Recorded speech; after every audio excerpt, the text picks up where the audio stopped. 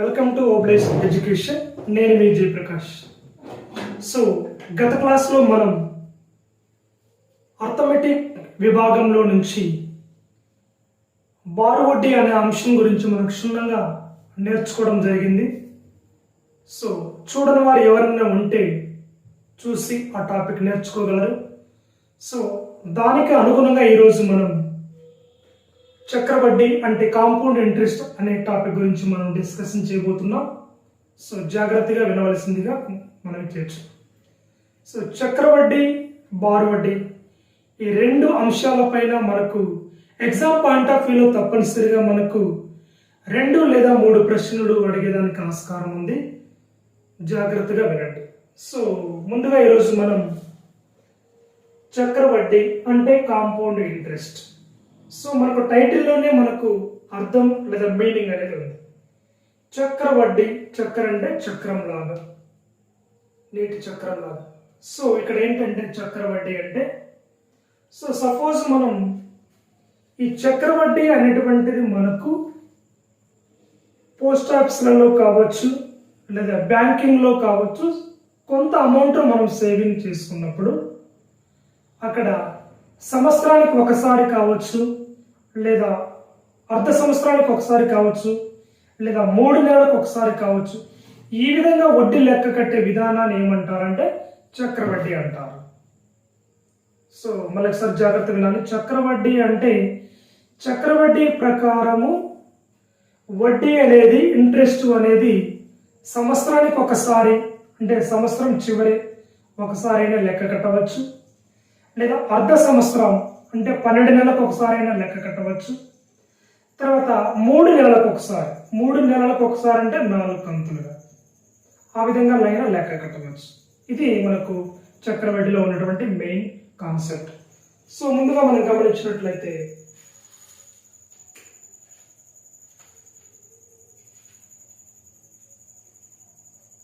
చక్రవడ్డీ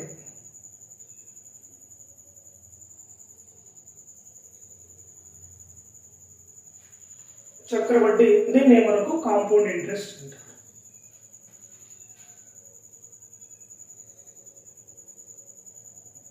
చక్రవడ్డీ అనగా లేదా చక్రవడ్డీ అంటే ప్రతి సంవత్సరానికి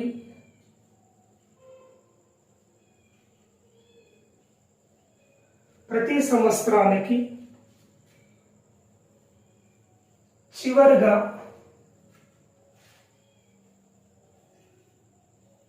డిపాజిట్ అయిన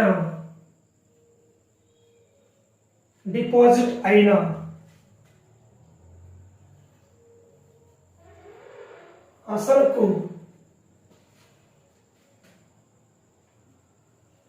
కలిపి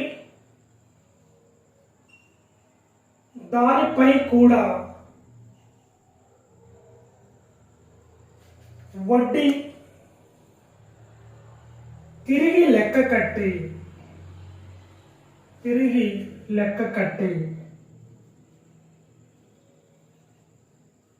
విధానం అని అర్థం.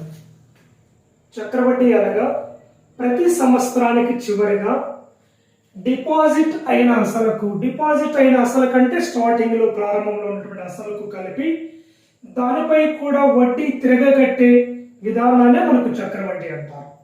ఈ చక్రవడ్డీ విధానంలో మనకు స్టార్టింగ్ లో చెప్పినట్లుగా మొదటి పాయింట్ మనం గమనించినట్లయితే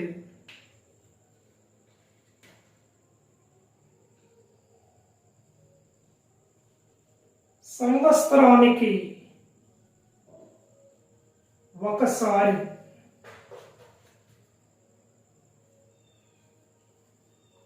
చక్రవడ్డీ లెక్క కట్టిన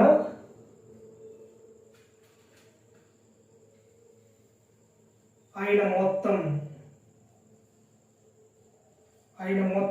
A is equal to P of 1 plus R by 100 power n. So ఇక్కడ మనం గమనించాలి, సంవత్సరానికి ఒకసారి వడ్డీ లెక్క కట్టిన చక్రవడ్డీ లెక్క కట్టిన అయిన మొత్తం A is equal to P of 1 plus R by 100 power N. So ఇక్కడ మనకు పి అంటే అసలు, నెక్స్ట్ ఆర్ అంటే రేట్ ఆఫ్ ఇంట్రెస్ట్ వడ్డీ రేటు, నెక్స్ట్ ఎన్ అంటే సంవత్సరాలు అంటే టైమింగ్ కాలం అంటారు. సో ఇక్కడ మనకు ఏ అంటే అమౌంట్ లేదా టోటల్ అమౌంట్, అమౌంట్ అంటే మొత్తం. సో ఇది మనకు ఫార్ములాలో ఉన్నటువంటి పదాల వివరణ. సో సంవత్సరానికి ఒకసారి వడ్డీ లెక్క కట్టిన ఎడల, ఏ వడ్డీ చక్రవడ్డీ లెక్క కట్టిన ఎడల అయిన మొత్తం A is equal to P of 1 plus R by 100 power M. So తర్వాత మనం రెండవ అంశాన్ని గమనించినట్లయితే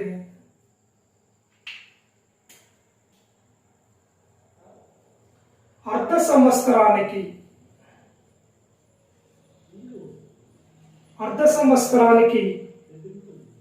ఒకసారి చక్రవడ్డీ లెక్క కట్టిన అయిన మొత్తం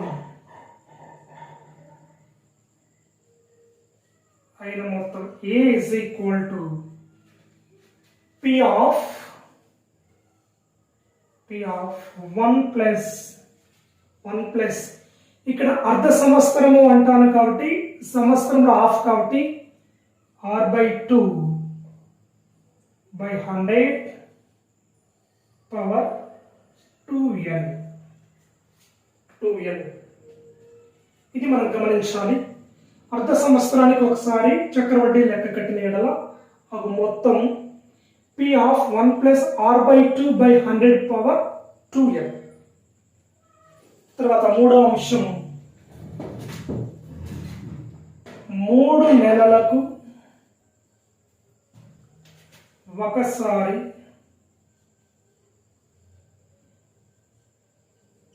చక్రవడ్డీ లెక్క కట్టిన అయిన మొత్తం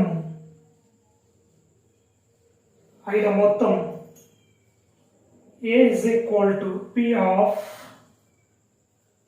1 plus R by 4 by 100 4n. So ఇది మనం గమనించాలి.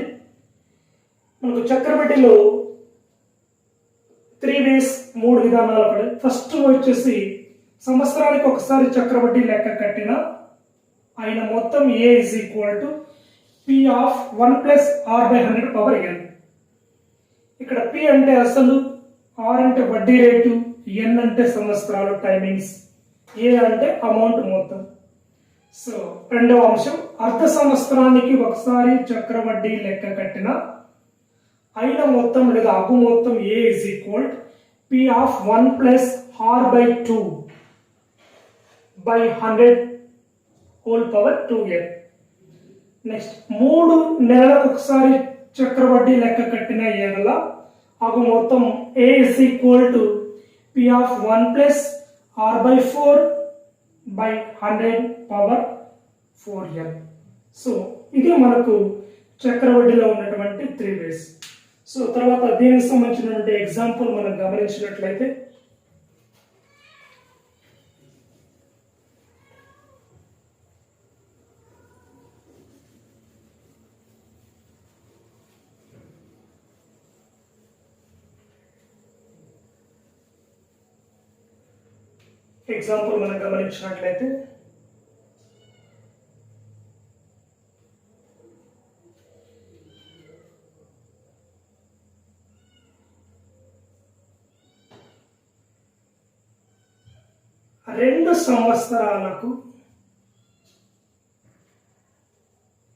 రెండు సంవత్సరాలకు 10% చొప్పున 2 సంవత్సరాలకు 10% చొప్పున అయ్యే మొత్తం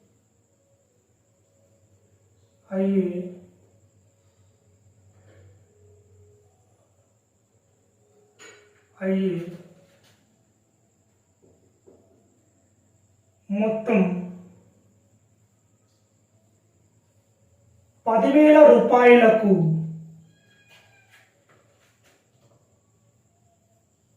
చక్రవడ్డీ ఎంత? 2 సంవత్సరాలకు 10% చొప్పున అయ్యే మొత్తం 10,000 రూపాయలకు అయ్యే చక్రవడ్డీ ఎంత? సో ఈ ఎగ్జాంపుల్ మనం జాగ్రత్తగా గమనించినట్లయితే ఫస్ట్ వే లేదా ఫస్ట్ మెథడ్ అంటారు ఇక్కడ. సో ఇక్కడ ఏంటంటే మనకి ఇక్కడ ఫస్ట్ ఇయర్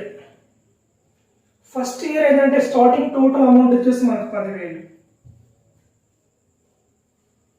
మైనస్ ఇక్కడ ఏంటంటే 10,000 ఇంటూ 10% అంటాం కాబట్టి 10/100. ఇక్కడ 2 zeros క్యాన్సిల్ పోతే 10,000 మైనస్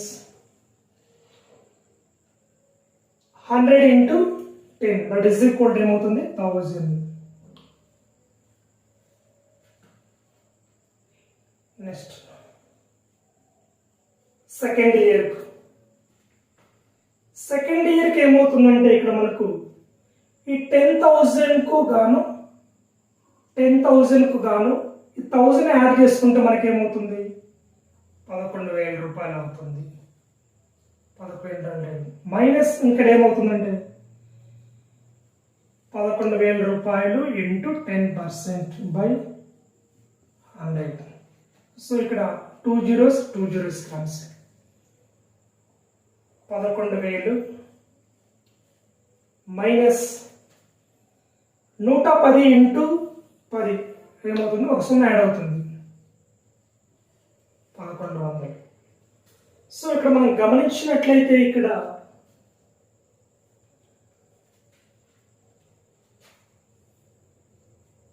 కాంపౌండ్ ఇంట్రెస్ట్ ఏమవుతుందంటే ఇక్కడ మనకు ఇది 1,000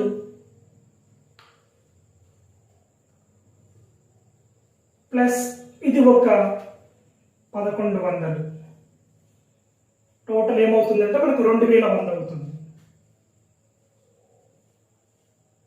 2,100 గమనించాలి ఇక్కడ. ఇది first method. Next second method మనం ఫాలో అయినట్లయితే సెకండ్ మెథడ్ వచ్చేసి మనకు ఫార్ములా మెథడ్. సో మనకేంటి ఫార్ములా అంటే ఇక్కడ A is equal to P of 1 plus R by 100 power n. So ఇక్కడ మనకు కావాల్సినటువంటి వాల్యూస్ అన్ని కూడా మనకు ప్రాబ్లంలో ఉన్నాయి. A is equal to P అంటే మనకి ఇక్కడ 10,000. P అంటే మనకు 10,000 1 ప్లస్ ఇక్కడ R అంటే మనకు 10% బై 100 పవర్ n అంటే ఇక్కడ టైమింగ్ కాబట్టి 2 సంవత్సరాలు కాబట్టి ఇక్కడ 2 తీసుకోవడం జరుగుతుంది. That is equal to 10,000 1 plus ఇక్కడ 10/100 అంటే మనకు 1/10 వస్తుంది power 2. That is equal to 10,000 1 plus 1/10 అంటే 11/10 power 2. That is equal to మనకి ఏమవుతుందంటే 10,000 11 స్క్వేర్ అంటే 11 ఇంటూ 11 బై 10 ఇంటూ 10. సో మనకి ఏమవుతుందంటే 10,000 11 121 అవుతుంది 121 బై 100. సో ఇక్కడ 100లో 2 zeros ఇక్కడ 2 zeros క్యాన్సల్. దట్ ఈస్ కూడా మనకి ఏమవుతుందంటే 100 into 121. దట్ ఈస్ ఈక్వల్ ఏమవుతుందంటే 0 0 120 1 121. ఏ ఈజ్ ఈక్వల్ టు మనకి ఏమొచ్చిందంటే ఇక్కడ 12,100. ఇదేంటి టోటల్ అమౌంట్. సో మనకు కావాల్సింది ఏంటి కాంపౌండ్ ఇంట్రెస్ట్ అంటే చక్రవడ్డీ. కాబట్టి ఇక్కడ కాంపౌండ్ ఇంట్రెస్ట్ చక్రవడ్డీ ICI ఈజ్ ఈక్వల్ ఏమవుతుందంటే మనకి ఇక్కడ 12,100 మైనస్ 10,000. దట్ ఈస్ కూడా మనకి ఏమవుతుందంటే 2,100 అవుతుంది. సో ఇక్కడ మనం గమనించినట్లయితే ఫస్ట్ మెథడ్లో మనకు చక్రవడ్డీ వచ్చేసి మనకు ఇక్కడ 2,100 రూపాయలు వచ్చింది. మరి సెకండ్ మెథడ్లో ఫార్ములా మెథడ్ ఉపయోగించినట్లయితే 2,100 వచ్చింది. సో ఇప్పటి వరకు మనము ఫస్ట్ మెథడ్ సెకండ్ మెథడ్ అంశాలకు సంబంధించినటువంటి చక్రవడ్డీకి సంబంధించినటువంటి అంశాలు నేర్చుకున్నాం. సో తర్వాత నెక్స్ట్ క్లాస్లో మనము థర్డ్ మెథడ్ గురించి మనం డిస్కషన్ చేయబోతున్నాం. Thank you for watching.